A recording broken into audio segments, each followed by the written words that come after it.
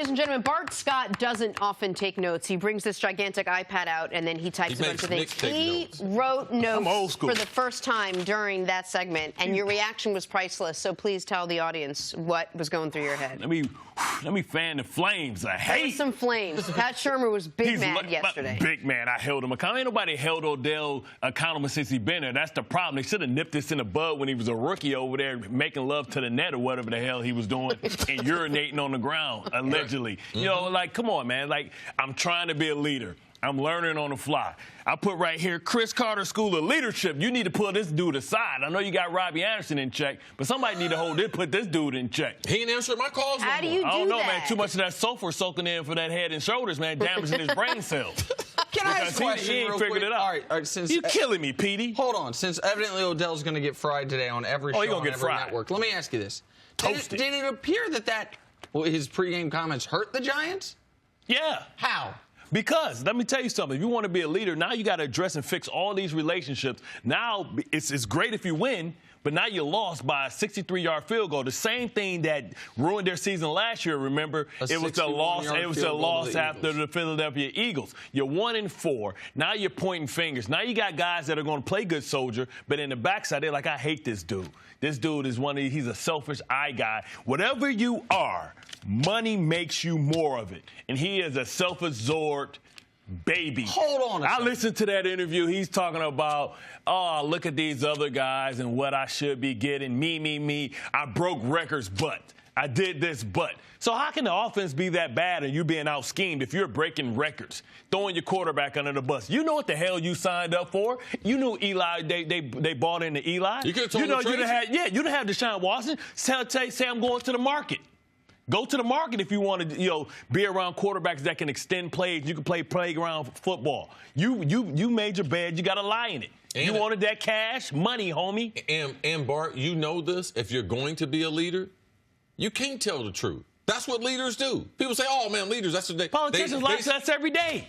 Well, those aren't the best leaders and the best examples. I wasn't talking about. But when you're in a team sport, you can't tell the truth. We can talk to each other in the truth behind, but when we go out to the media, we're going to be like the family's intact. It's no different than your family. Like my mom will tell you, man, we can argue like cats and dogs. I better not hear about any of our family business out in the streets. And that's the way an NFL team is. That's the way locker rooms are. And when you're playing team sports, you can't be an individual. One of the things that surprised me about that was Odell's been an elite athlete at every level he's been at. He said, I've never been a leader. Did he say I've never been, or I'm trying to learn how? He said I'm learning on the fly. I'm learning on the fly. He said I've never. So that means he's never been a. No. He said I've never been put in this position. Even at LSU, he wasn't a leader. Jarvis Landry was more of a leader. We saw Jarvis Landry in Hard Knocks.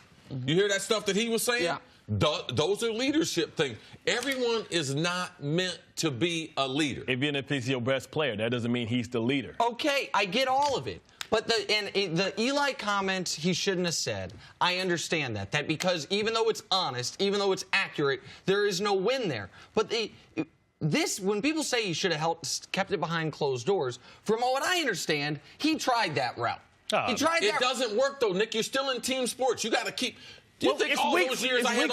Wait a second. I'm sorry, let me say Do you think all those years when I had all those bad quarterbacks, when I made them 8 Pro Bowls, I think I had 8 different quarterbacks playing. Do you think that was all fun and games? No. Denny Green used to tell me, because I used to go off. I used to have a tantrum all over the field. I used to do Odell Beckham did 20 years ago. So I know I'm an expert in making yourself look like a fool. And I know, looking back on it, man, that was not a good look. I wish that I would have said, man, I said some things. I threw our team under the bus when I tried to break the NFL record. We lost the game against the Bengals, the last game, to go to the playoff, and I wasn't even concerned about the playoffs. I was concerned about breaking the NFL record. So I know I've been there. I've been selfish, but I've been a leader at every level, and I did make mistakes as a leader, but I corrected those mistakes. So listen, obviously you have like real lived experience of doing and living what Odell's going through and making some of the same mistakes. The point that I'm making is this. He was All of that comment was about the offense and the offense needing to do this, the offense needing to do that. I don't know how we can sit here on the day after the offense scores the most points they've scored in 2.5 years. It wasn't because of him. Because you know the reason no, I know that it wasn't because of him. Just real quick, but we can't say it hurt the offense. We can't say it hurts that team. It's gonna hurt the team in the long run. And forget what? Look at your resume. Look at the things you've done before. Boat trip. But come on.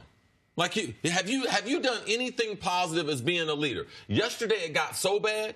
You know that Odell, he's supposed to be leading Sterling Shepard. Sterling Shepard decides that he wants to complain. He wants to lift up the garbage can and dump it over. Attitude, who's trying to tell Odell is? Isn't that a good thing that Odell? No, because he saw Odell do it. So Odell's saying, no, don't do what I did. No, do opposite. No, let me do the same thing because no one said anything to you when you were doing it. So you can't lead that way when you've already showed yourself to be a bad example in front of your teammates. Attitude reflects leadership. Tell me, you keep bringing up teammates. What happens in the locker room when Snacks or anyone reads some of these comments? Well, he's the alpha male there, and he's got the job security. He's not going anywhere. Eli's never been the type of leader that'll pull a guy to the side and hold them accountable. You know, so now what is he going to do? So now Eli's like, man, what you're going to have today is a bunch of guys lying. And trying to protect them. Been like, oh, no, we don't have any problems. It's going to fracture. No, it didn't happen. But behind that, their real feelings are they are affected, and there's nothing they can do. They're powerless. The coach said, the locker room handled it. You didn't handle it. That dude got guaranteed money. But let me ask you guys this question, because when you're talking about you dealt with this type of frustration and you kept it behind closed doors, I would imagine there were times that Jake Reed or Robert Smith or whomever else on offense was frustrated like you were. Like, what if the guys in the locker room, aside from Eli, agree with Odell? It don't matter. It don't matter. You still don't say it. Okay, that's fine. You never, ever tell the truth. See, right? That's part of our bond, and that's what we're going to go down. We're going to the grave with this. No one is going to know the truth. Like, it's no different than when we started developing this team. We are a lot better than we were last year, and you guys know there were segments last year that you wanted to scream, pull your hair out, but you didn't go and tell no one, all right? You wouldn't let nobody know that. You wouldn't let that people on the TV see that. Why? Because you're on the dang on team now, and the team becomes more important than your individual feelings. What are you knocking about? I knock because real men go address people face to face. You don't be passive aggressive through the media. You don't air your dirty laundry out with the media. You got a problem with the offense? You go knock on the door. You have a man-to-man with the head coach. Like, yo, I'm not being used. But we got to figure some things out. It didn't happen. Hold on. Because they wouldn't be shocked by the comments. No, you can hold on a second. I'm not going to give him credit for that, Nick. Yeah. And you shouldn't either. That's passive-aggressive. He's being passive-aggressive. Is Eli the part of the problem? Well, meanwhile, help me, Weezy. Come on, man. Get the hell out of here, bro. Be a man then. Drop him and say something. The you got New something York to say? Giants are suddenly 1-4 and appear to be fractured. Is it because of Odell? Would you point to Odell? I mean, he didn't help it out. You know, they could have been fractured. Listen, I would love to have a list with Chris about who played with the worst quarterbacks. You know what I mean? I think my list is pretty good, too. I've been on elite defensive teams. Right. Super Bowl-worthy defensive teams. How many times they put that mic in your face and you just flat lie? Hey, listen, I just do my job, Holmes. I don't farm other people's land. We over here doing what we got to do. If they don't score, they don't win. Okay, that's all fair. To answer your question, though, if we're talking about reasons the Giants are 1-4, slices of the pie, Odell might be the smallest slice. Now, moving forward, maybe he's a big part of the problem. But you can't point to a single game, including yesterday, where Odell wasn't a part of the solution as opposed to a part of the problem. Nice turnover. What? He did. He had on the punt return, one turnover, one drop. One turnover, one drop. If you drop the ball on fourth down, you don't convert, who get the ball, Bart? Okay, their two biggest plays of the game. I ain't the smartest man, but I think the other team. Okay, and their two biggest plays of the game, who made them?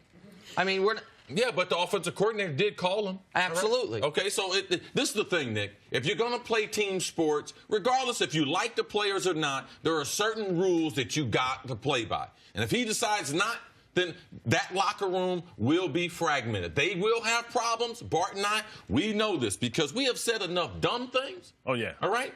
We said enough dumb things and apologized about them because we realized after the fact. I just got in my ear. Screw the commercials. We going. Reroll. I just got in my ear. Speaking of dumb things, they do pay. Bart, stick around. Thanks for watching. Subscribe here to get the latest from the show. Also, be sure to check out more of the best clips from First Things First, or go watch a few segments from our other shows on FS1.